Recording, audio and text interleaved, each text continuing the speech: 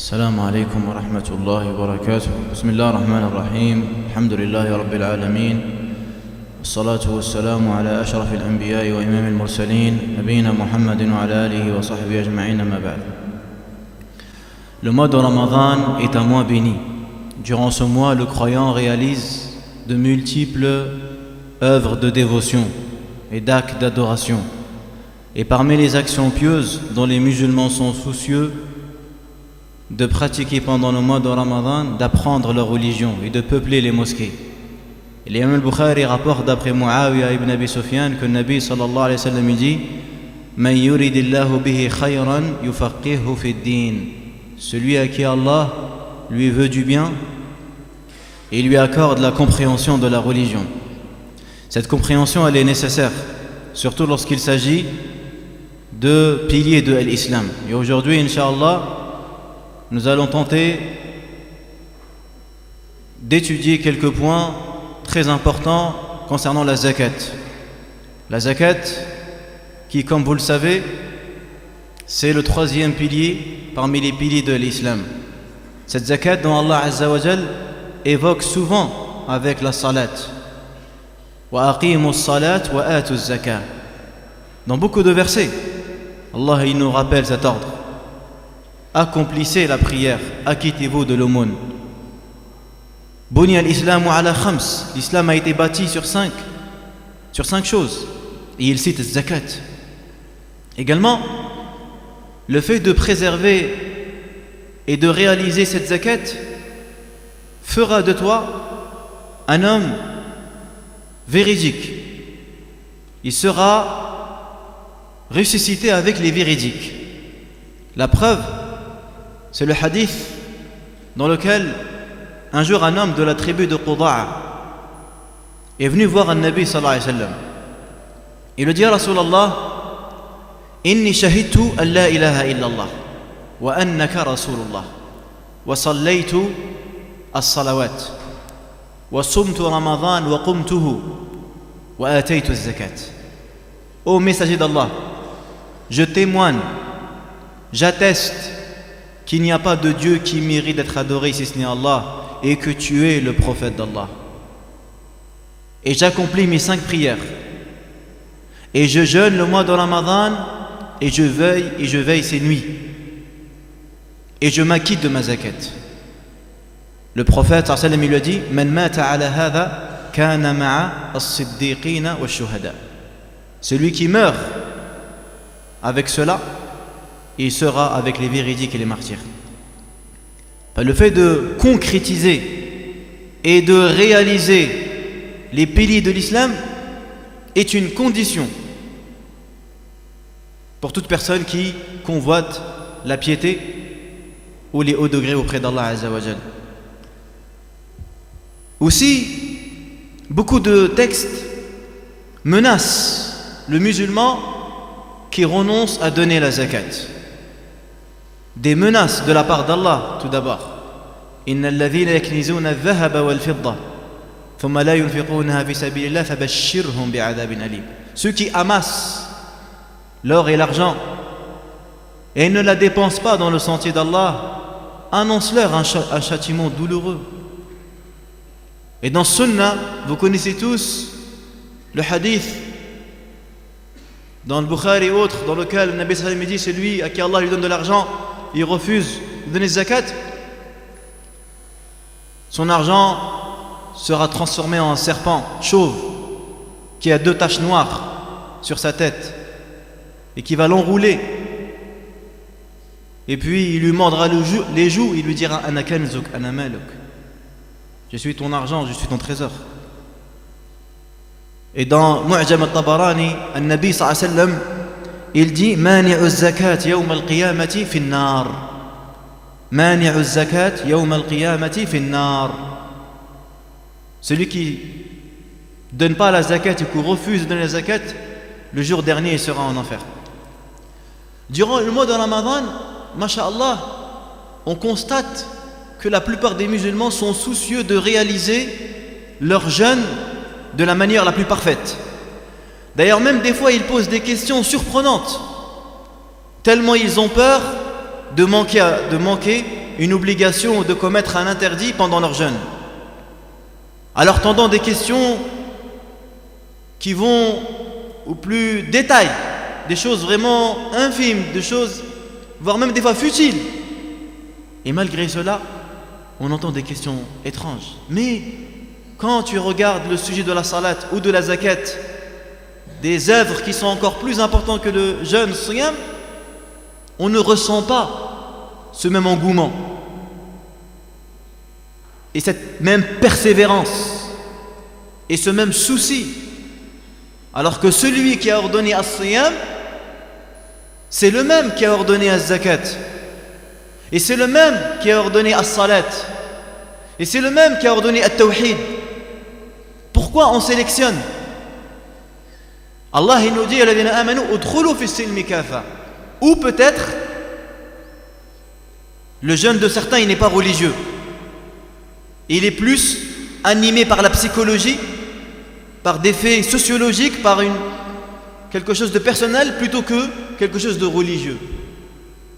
Parce que si c'est vraiment le religieux qui nous anime, si c'est vraiment la crainte d'Allah, l'amour d'Allah qui nous pousse à jeûner, cette même énergie et ce même carburant, on devrait le trouver dans ce qui est plus important que le jeûne, à savoir as-salat ou az-zakat. La sunna de Nabi sallallahu alayhi wa sallam, elle a détaillé, elle a éclairé ceux qui veulent être en accord avec leur Seigneur par rapport à l'argent, ce bienfait énorme, ce bienfait nécessaire pour le bonheur de l'être humain et pour sa dignité. L'argent est une ni'ma, est un bienfait d'Allah. Ni'ma al-malu salih lirrajuli salih. Cet argent, elle est également un dépôt, malullah. C'est un prêt d'Allah. Allah Azza wa Jalla, lorsqu'il te donne l'argent, c'est un dépôt qu'il te donne. Tu dois savoir le gérer. Tu dois savoir comment l'utiliser. Si tu le gaspilles, Allah il va te juger. Innal mubadhirina kanu ikhwana ash-shayatin. Si tu renonces à la zakat, il va te juger. Cette zakat là que Allah il nous a ordonnée, elle est dans l'intérêt du bien commun. Son bénéfice, il touche la société en règle générale. Et il touche également l'individu dans sa personne. D'ailleurs, c'est pour ça qu'on l'appelle zakat. Fil-lugha al-arabiyya, linguistiquement parlant, le mot zakat, il a deux sens. At-tahara wa an-nama. At-tahara qui veut dire la purification et an-nama qui veut dire la croissance. Fa-zakat hiya tahara, c'est une purification. Car tu purifies ton argent. Comme nous, à la fin de Ramadan, on va donner zakat al-fitr. Pourquoi? Pour purifier notre jeûne des erreurs, des lacunes, des manquements. Zakat également, c'est une tahara lil-mal. Toi, tu travailles 35 heures par semaine. Est-ce que pendant les 35 heures, tu as travaillé comme ton patron y voulait? Est-ce que vraiment l'argent, tu l'as mérité à 100%? Ou est-ce qu'il t'est arrivé des fois où tu as été payé pour des heures dont tu n'as rien fait? Des heures où tu as manqué à ton travail, tu étais endormi, tu étais inattentif, tu as même fait des erreurs graves. Est-ce que ton argent est halal dans ce cas-là? Zakat permet de purifier son argent. Wahiya nama, et c'est également une croissance. Allah il nous dit dans le hadith al-Qudsi, Ya ibn Adam, unfiq alayk. Ô fils d'Adam, dépense et je dépenserai pour toi. An-Nabi sallallahu alayhi wa sallam, il jure sur trois choses dans Sahih Muslim. Ma naqasat sadaqatun min mal. Une aumône n'a pas diminué les biens. Wa ma zada Allahu 'abdan bi'afwin illa 'izzan. Et à chaque fois que quelqu'un y pardonne, Allah lui ajoute que élévation. Wa ma tawadha ahadun lillahi illa rafa'ahu Allah. Et à chaque fois qu'une personne fait preuve de modestie, Allah il l'élève. Et dans le sens religieux, la zakat, c'est l'impôt dont Allah Azza wa Jal a institué aux musulmans qui doivent donner chaque année lorsqu'ils atteignent un seuil particulier, et ils doivent donner à des gens particuliers. Souvent les gens, ils ont une confusion entre le mot zakat et le mot sadaqa. Ils ont du mal à quoi? À faire la différence entre le mot zakat, le mot sadaqa. Alors la différence c'est quoi? C'est que toute zakat est une sadaqa, mais toute sadaqa n'est pas une zakat. Le mot sadaqa c'est un mot qui est global. Sadaqa, tu peux la faire à n'importe quel moment. Elle n'a pas un temps précis ou des gens précis. Tu peux la donner quand tu veux et comme tu veux et à qui tu veux. Alors que la zakat, non. La zakat, elle a des règles bien spécifiques. Tu la donnes une fois dans l'année à un temps précis. Et tu la donnes à des gens précis. Par exemple, regardez, tu peux donner sadaqa à ta femme. Tu peux donner sadaqa à ta femme. Mais est-ce que tu peux lui donner zakat? Non. Tu peux donner zakat à ta femme. Par contre, ta femme, elle peut te donner zakat si tu es pauvre et tu es nécessiteux. Et c'est l'avis de Shafi'i et de Thawri et une version chez Malik. Et la preuve, c'est le hadith rapporté par Bukhari et Muslim. Quand un jour, un Nabi sallallahu alayhi wa sallam a exhorté les femmes, il leur dit: oh, vous les femmes, tasaddaqna, faites des aumônes. L'épouse de Abdullah bin Mas'ud, elle s'appelait Zaynab, elle a pris un bijou qu'elle avait et elle voulait le donner à des pauvres.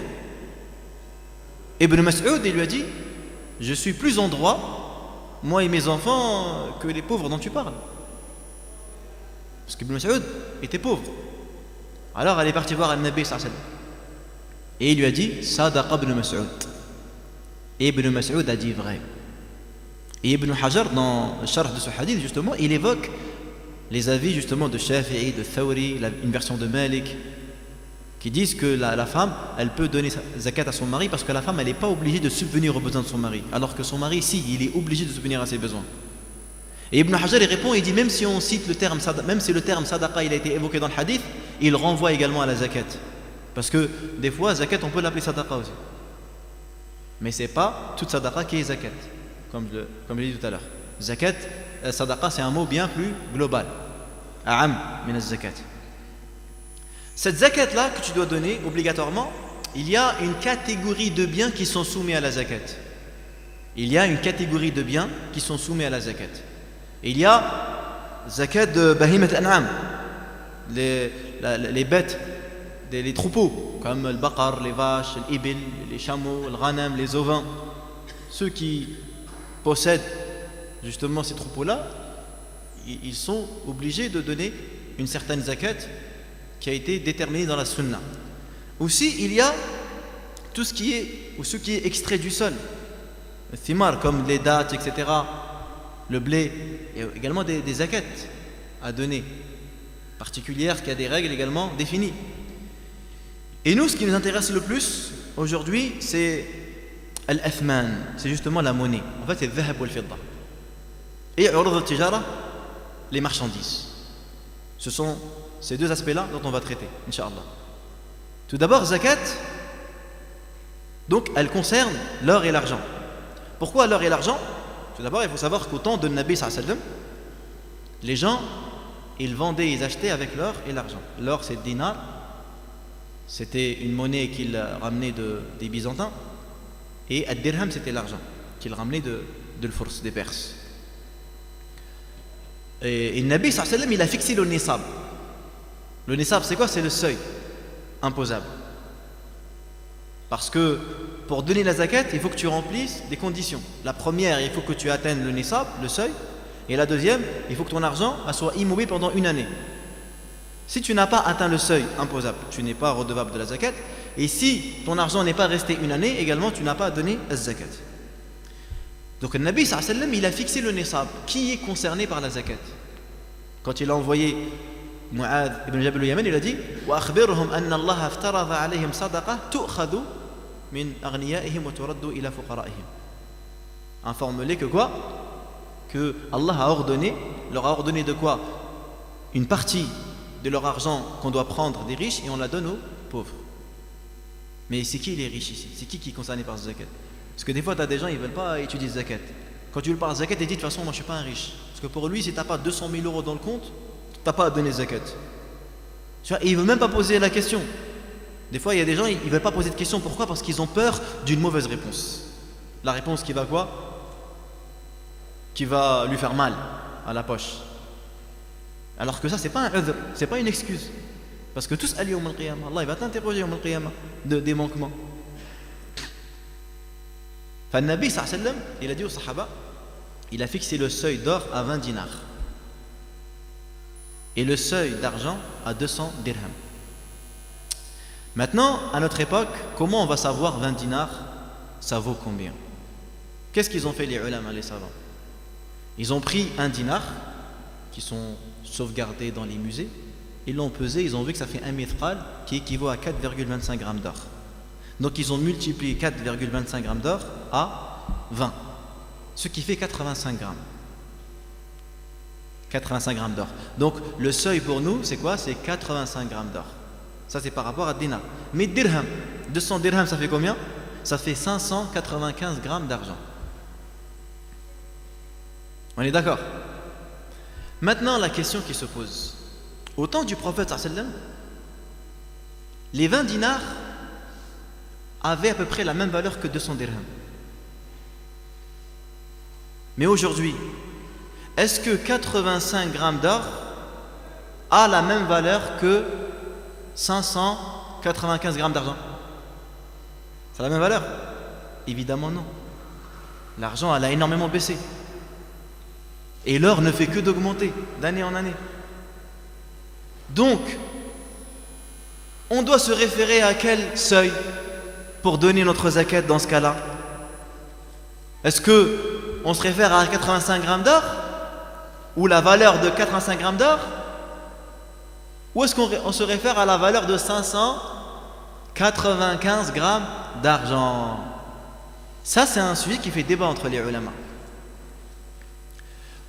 La plupart des savants de notre époque, ils disent on se base au seuil le moins important, adna nisabain, celui qui est inférieur. Pourquoi? Parce que c'est plus bénéfique pour les pauvres. Et bien évidemment, adna nisabain, c'est lequel? C'est le fidda. C'est 595 grammes d'argent. Parce que si on se réfère sur ce nisab là, il y aura plus de musulmans qui vont donner la zakat. Alors que si on se réfère à 85 grammes d'or, il y en a beaucoup qui ne vont pas donner zakat. Parce qu'aujourd'hui, le seuil de 85 grammes d'or, c'est à peu près 2700 €. C'est pas tout le monde qui a 2700 € dans le compte pendant un an. Pas tout le monde. Il y en a beaucoup, ils n'ont pas cette somme-là. Mais si tu te réfères à l'argent, 595 grammes d'argent, là, bien évidemment, il se peut même celui qui a 1000 € va donner zakat. Donc, le Majma' al-Fiqh al-Islami et l'Ajna al-Da'ima, et c'est l'avis de Cheikh Ben Baz et Ibn Uthaymin, il dit tu te réfères à l'argent. Et il y a un deuxième avis, celui de Cheikh al-Qardawi dans son livre Fiqh al-Zakat, et également de Cheikh al-Zuhayli, un grand savant syrien dans son livre Fiqh al-Islami. Lui il dit on se réfère à l'or parce que l'or c'est la monnaie internationale. Et il dit, ils disent que celui qui a le seuil d'argent, il n'est pas considéré comme un riche. Et si l'argent coûte 300 € pour avoir 500 grammes d'argent, on va dire à un homme qui a 300 € de donner zakat. Donc c'est un débat. Et nous en France, les institutions généralement se réfèrent à l'or. Quand l'OIF ou la mosquée de Paris, ils annoncent que c'est 2700, 2800, etc., ils se réfèrent à l'or.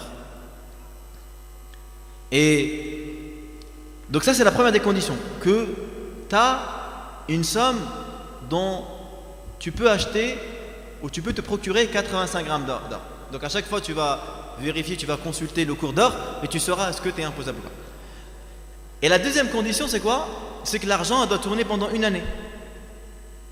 Si toi tu as gagné 10 000 €, ils sont restés 4 mois, tu as acheté une voiture, est-ce que tu donnes la zakat? Non, car l'argent elle n'a pas fait une année. Il faut qu'il y ait dawaran al-hawl. Et ça il y a un ijma', un consensus. Le hadith il est clair de Nabi sallallahu alayhi wa sallam. Mais maintenant on est d'accord que c'est complexe pour certains avec le système des salaires. La plupart des gens quand ils travaillent, chaque mois tu as un salaire qui rentre. Tu as 1500 €, tu as 2000 € qui rentrent. Donc l'argent avec lequel tu vas payer ton loyer, tu vas faire tes courses, on la compte pas celle-là, elle n'a même pas fait une semaine de toute façon, à part direct. Maintenant c'est l'argent que tu as mis à côté, celle que tu as gardée. On est d'accord que chaque mois, il y a de l'argent qui rentre. Donc si à chaque fois, je dois compter une année, vous êtes d'accord avec moi que c'est compliqué. Là, on est quoi là? Mois de Ramadan 2016. Le salaire que j'ai eu à Ramadan 2015, il faut que je le sorte. Si j'ai gardé 200 euros là, il faut la sortir. Et celui de Shawwal, il faut le sortir. Et celui de Dhul Qa'ada, il faut le sortir. C'est compliqué. C'est pour ça que les ulama, qu'est-ce qu'ils conseillent? Ils conseillent d'avoir recours à une méthode qui est simple et en même temps elle est généreuse. C'est de choisir un mois dans l'année lunaire. Parce que la zakat, on ne la donne pas selon l'année solaire.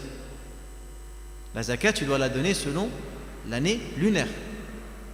Car si tu te réfères à l'année solaire, chaque année, tu vas retarder ta zakat de 11 jours. Et on est bien d'accord que dans tous les actes de dévotion, nous, quand on jeûne Ramadan, on se réfère au mois lunaire ou on se réfère au mois solaire? Quand on fait le pèlerinage, on se réfère au mois lunaire ou au mois solaire? Pourquoi pendant la zakat, ce ne serait pas pareil? Mais maintenant, effectivement, certaines personnes, ça peut les gêner de se référer au mois lunaire. Soit les chefs d'entreprise ou soit des gens, justement, qui n'arrivent pas à faire leurs calculs s'ils se réfèrent au mois lunaire. Et bien eux, il y a une fatwa qui a été établie il y a quelques années qui autorise de se référer à l'année solaire, à une condition. C'est quoi la condition? C'est que tu ne donnes pas 2,5% de ton argent, mais tu donnes 2,577. Ils ont pris en compte ce retard-là, si tu veux te référer justement à l'année solaire. Donc la méthode simple dont je vous parlais tout à l'heure, c'est de choisir un mois dans l'année lunaire et de sortir tout l'argent que tu possèdes. Celle qui a fait une année, tu as fait ton devoir. Et celle qui n'a pas terminé l'année, tu l'as versée en avance. Tu es tranquille. Comme ça, tu es tranquille. Tu n'as qu'une fois dans l'année, tu donnes la zakat sur tout ce que tu possèdes. Et il se peut que l'argent qui n'a pas fait une année, elle ne fera jamais l'année. Mais toi, ça t'évite de quoi? De trop calculer. Ça, c'est une méthode qui est simple et qui est vivement conseillée. Est-ce que, et ça c'est une question qui se pose souvent, quand je donne ma zakat, est-ce que j'ai le droit de l'envoyer au bled ou dans un autre pays que le mien? Il faut savoir déjà, premièrement, que tous les savants sont d'accord pour dire il est autorisé d'envoyer la zakat ailleurs si il n'y a plus de pauvres dans ton pays dans lequel tu vis. S'il n'y a plus de pauvres, tout le monde a de quoi manger, boire, payer son loyer, etc., tu peux l'envoyer. Mais si en revanche il y a des pauvres, il y a des pauvres dans ta ville, dans ton pays, et malgré cela, toi, au lieu de répondre aux besoins des pauvres qui vivent avec toi, tu es parti la donner à des gens qui vivent de l'autre côté de la planète. Tout d'abord, la plupart des écoles disent que elle est acceptée. Elle est acceptée. Parce que pour les chefs, elle n'est pas acceptée. La plupart des écoles, elle est acceptée. Mais est-ce que tu as un péché ou pas? Est-ce que tu commets un péché ou pas lorsque tu l'envoies ailleurs alors qu'il y avait des pauvres à côté de chez toi? Eh bien, pour la majorité, oui. Ta'tham. Pour l'école des Hanafi, non. Makrouh. L'école des Hanafi disent que c'est déconseillé, sauf s'il y a un intérêt. C'est plus déconseillé. لأن الكراهة تزول بأدنى حاجة, comme ils disent. Dès qu'il y a un intérêt, le karaha, elle disparaît. Et l'intérêt, c'est quoi? Si ils disent il y a des gens qui sont plus dans le besoin ailleurs, là c'est plus makrouh, tu peux la donner. Et si également tu as des gens de ta famille qui vivent ailleurs, là aussi tu peux la donner. Et ça c'est l'avis qu'a choisi Ibn Taymiyyah et Ibn Uthaymin rahimahullah. Donc, selon l'avis des Hanafi, on peut envoyer notre zakat, et surtout, à notre époque, les ulama tiennent compte bien évidemment de la difficulté de beaucoup de pays musulmans, et ils sont généralement favorables justement au fait de quoi? D'envoyer sa zakat dans les pays où les gens sont énormément dans le besoin. Parmi les questions aussi, et celle-là elle est intéressante, هل يضم الذهب إلى الفضة لتكميل النصاب. D'ailleurs on disait que le seuil pour l'or c'est 85 grammes d'or et le seuil pour l'argent c'est 595 grammes d'argent. Si quelqu'un il a 70 grammes d'or ou 75, est-ce qu'il doit donner zakat? Est-ce qu'il doit donner zakat ou pas? Non, il ne donne pas zakat, il n'a pas atteint 85 grammes d'or, il a 70. D'accord. Et il a 400 grammes d'argent. Il n'a pas 595, il a 400 grammes d'argent et il a 70 grammes d'or. Si on prend l'or à part, il n'a pas à donner zakat. Et si on prend l'argent à part, il n'a pas à donner zakat. Est-ce qu'il est dans l'obligation de joindre la valeur qu'il a en or et la valeur qu'il a en argent ou pas? Ben, il y a eu un débat entre les ulama. La majorité disent oui. La majorité des écoles, Hanafi et Malikiya et la de Thawri et de l'Awza'i, disent oui, bien évidemment. Alors que pour Shafi'i, non.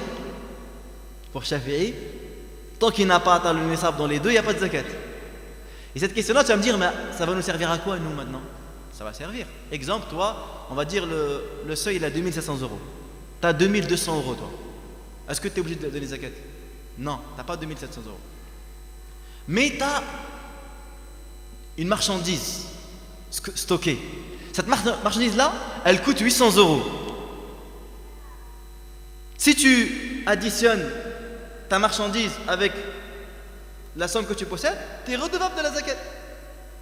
Et ça, c'est l'avis de la plupart des savants. Tu dois la donner, tu dois ajouter cette valeur-là à l'autre pour justement sortir ta zakat. Donc, cette zakat-là, tu la verses. Il y a une question qui se pose ici. Exemple, toi, tu dois donner zakat. On est d'accord? Mais au lieu de donner de l'argent, tu veux donner une marchandise. Exemple, tu as un frère, ton frère, ou ton cousin, ou ton voisin, ou ton oncle, il est dans le besoin. Tu veux lui donner zakat. Est-ce que tu as le droit, au lieu de, par exemple, lui donner 250 euros, parce que tu as 10 000 euros, donc tu donnes 250 euros. Au lieu de lui donner 250 euros, tu décides de lui acheter à manger. Tu lui fais les courses pour 250 euros. Ou tu lui achètes des vêtements pour 250 euros. Pourquoi? Non. Pour toi, c'est bien sûr, c'est clair. La plupart des écoles, ils disent non. Et ils disent que yajibu ikhraj az-zakat an-nuqud nuqudan. La zakat qui concerne l'argent, tu dois la sortir avec de l'argent. Et ils disent, et le pauvre, il sait très bien ce qu'il a besoin, lui. Si toi, tu lui achètes, je sais pas moi, du danao, lui, il voulait pas de danao, lui. Pourquoi tu lui achètes ça? Un exemple, tu vois. Mais ils disent que si par contre cette personne-là, il ne sait pas gérer son argent, là oui, selon les Hanafi, et c'est également l'avis de Cheikh Ben Baz dans ses fatawa, il dit si c'est pas gérer son argent, là oui, tu peux, toi-même par exemple, des fois tu as des gens, il sait pas gérer son argent, il arrive à la fin du mois, il n'a pas payé son loyer, et ben là, toi-même tu lui payes son loyer, toi-même tu lui fais les courses, toi-même tu lui achètes des habits pour lui ou pour ses enfants, parce que la yahsin atasarruf fil mal. Quand tu as affaire à ce cas-là, particulièrement, oui, tu peux donner la valeur. Mais sinon, non. Car c'est la majorité des écoles. Pareil aussi, si tu as une marchandise, tu as des marchandises, par exemple, tu vends des tamis. Est-ce que tu as le droit de donner ta zakat en donnant 5 tamis à des gens? Ou est-ce que non, tu dois évaluer la somme et donner en argent? Là, pareil, tu dois évaluer la somme et donner en argent. Et ça, c'est également l'avis de la plupart des écoles. Quand tu donnes ta zakat, est-ce que tu es obligé d'informer la personne que c'est une zakat ou pas? L'imam al-Nawawi nous dit إذا دفع المالك أو غيره الزكاة إلى المستحق ولم يقل هي زكاة ولا تكلم بشيء أصلا أجزأه. Si tu donnes la zakat à la personne qui la mérite sans lui dire que c'est de la zakat ou sans même rien dire, c'est accepté, il n'y a pas de problème. Voire même des fois ils ont dit il vaut mieux ne pas lui dire. لما فيه من كسر قلب الفقير, car ça brise son cœur. Il vaut mieux ne pas lui dire. Si tu sais vraiment qu'il est pauvre, tu lui donnes sans lui dire tiens c'est une sadaqa, tiens c'est une zakat, tu lui rappelles encore que c'est un pauvre. En revanche, si maintenant tu as un doute, tu sais pas ce que vraiment lui il mérite la zakat ou pas. Là tu lui dis, après c'est une zakat. Comme ça il sait. S'il sait qu'il ne mérite pas la zakat, après moi, alhamdoulilah, j'ai de quoi, je ne mérite pas la zakat. Et s'il la prend, c'est qu'il la mérite. On est d'accord? Il y a une question que j'ai oublié d'évoquer tout à l'heure, quand je vous parlais justement de sortir la zakat ailleurs. Si quelqu'un il a de l'argent en France et de l'argent au bled, comment il fait? Les savants ils disent, la zakat tabi'a lil mal. La zakat elle doit toujours suivre l'argent. L'argent qui est en France, tu la sors en France. Et l'argent qui est au bled, tu la sors au bled. C'est ça. Sauf si bien évidemment il y a un empêchement. Il y a personne, tu connais personne au bled qui sort ton argent, tu peux la sortir ici à la place, en euros. Tu évalues, tu regardes le cours d'euros du jour même où tu donnes la zakat et tu la donnes.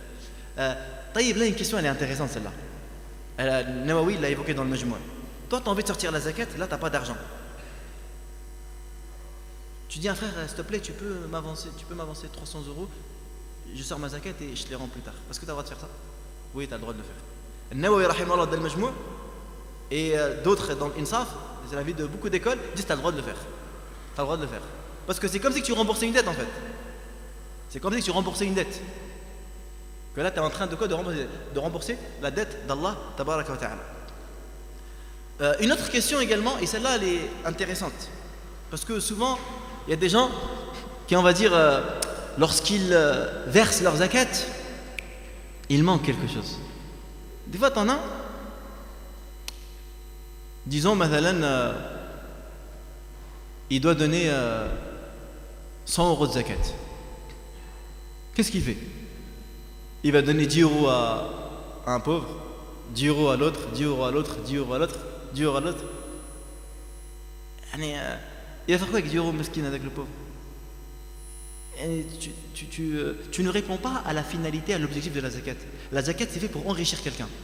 Quelqu'un qui donne zakat, il va acheter un frigo. Masha'Allah, t'as fait du khair. Tu donnes une zakat, il va payer un loyer. Tu donnes une zakat, il va, je sais pas moi, acheter quelque chose qu'il a besoin vraiment. C'est ça que les savants qu'est-ce qu'ils disent? Ils disent que le mieux c'est de donner à un seul pauvre. De ne pas la partager, tu as le droit de la partager, mais le mieux c'est de verser ta zakat à une seule personne pour qu'elle puisse avoir son effet. Sauf si tu es quelqu'un de riche, tu as beaucoup d'argent. Tu as des gens, machallah, sa zakat c'est 10 000 euros. Là, on est d'accord, là il vaut mieux la partager. Chacun il prend 1000 euros, il est bien avec 1000 euros, lui. Il passe son mois tranquille, le nécessite avec 1000 euros. Mais si la somme elle est minime, le mieux c'est de la verser à une seule personne et non pas justement de la départager comme ça. Une autre question, souvent les gens ils se posent cette question là. Celui qui a des dettes, est-ce qu'il doit donner zakat ou pas? La majorité des écoles ils disent ad-daynu mani' min wujub az-zakat. Celui qui a des dettes ils disent il n'a pas à donner zakat. Surtout, bien évidemment, si la dette, elle dépasse l'argent qu'il possède. Il y en a quelqu'un, il a 4 000 euros. Normalement, il doit donner zakat. 4 000 euros, il a dépassé le seuil. Mais il a une dette de 10 000 euros. Qu'est-ce qui reste des 4 000 euros? Pour la majorité, il n'y a pas de zakat. Mais ce n'est pas le seul avis. Il y a un deuxième avis. C'est l'avis de Shafi'i, Fil Jadid, dans sa nouvelle école.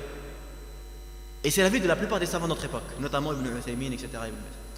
Ils disent qu'à partir du moment où il a atteint le seuil, il doit donner la zakat même s'il est endetté. Pourquoi? Parce qu'ils ont dit zakat c'est haqq al-fuqara, alors que sa dette c'est entre lui et la personne. Et bien évidemment, cet avis-là, c'est la précaution, surtout ceux qui ont des crédits de 20 ans, 30 ans. T'imagines que pendant 20 ans ils ne donnent pas de zakat? Les Malikis, qu'est-ce qu'ils disent? Les Malikis ils disent que si ta dette elle dépasse ton seuil, tu as 4 000 euros et tu as une dette de 10 000 euros. Qu'est-ce qu'ils disent les Malikis? Les Malikis disent tu comptes les biens que tu possèdes, qui ne sont pas, par exemple tu as une voiture, etc. Si les biens que tu possèdes, quand tu les évalues, ils dépassent justement cette dette-là et tu es toujours en dessus du seuil, tu dois donner zakat. Sinon non, ça c'est pour l'avis des Malikis. Mais comme j'ai dit, nous savons de notre époque, ils prennent l'avis de Shafi'i dans sa nouvelle école, c'est qu'à partir du moment où l'argent tu l'as possédé pendant une année, elle est restée immobile pendant une année, tu dois donner zakat. Maintenant, l'argent que tu as prêté, toi, est-ce que tu dois la zakat ou pas? Et bien là, il y a deux figures. Soit la personne, tu lui as prêté et tu peux récupérer ton argent quand tu veux. Tu peux la récupérer. Si tu lui rends moins l'argent, il va te la rendre. Et bien celle-là, bien évidemment, tu dois la zakat chaque année, tu es obligé. Si en revanche, la personne, il est mumatil, c'est quelqu'un qui n'a pas les moyens pour te rendre, voire même il ne veut pas te rendre ou il te fait courir, et bien là, tu n'as pas à la compter dans la zakat. Mais dès qu'il te la rend, tu zakis une année. D'accord? Là, il y a une question se pose. Tu dois l'argent à quelqu'un. Tu lui dis, vas-y, garde-la et je la compte zakat. Parce que l'endetté, il a le droit. Celui qui est endetté, il a le droit de prendre la zakat. On est d'accord? Celui qui a des dettes, il peut prendre la zakat. Et toi, par exemple, ta zakat, a fait 200 €. Et lui, normalement, il doit te rendre 200 € et ça fait 4 ans, tu l'attends. Et il ne te l'a toujours pas rendu. Est-ce que tu as le droit de lui dire, vas-y, je vais soustraire ma zakat et je te pardonne. Je la compte comme zakat et ça y est. Et beaucoup de savants disent que non, c'est pas autorisé de faire ça. Pour plusieurs raisons. Premièrement, parce que la zakat, tu dois la verser. Là, tu n'as pas versé. Allah dit khudh min amwalihim sadaqatan tutahhiruhum. Prends de leur argent. Il faut qu'il y ait un versement. Deuxièmement, ils ont dit hadha bi manzilati ikhraj al-khabith min at-tayyib. C'est Allah quand il nous demande de faire sadaqa, il nous dit anfiqu min tayyibati ma kasabtum wa mimma akhrajna lakum min al-ard wa la tayammamu al-khabitha minhu tunfiqun. Dépensez des meilleures choses que vous avez gagnées et des récoltes.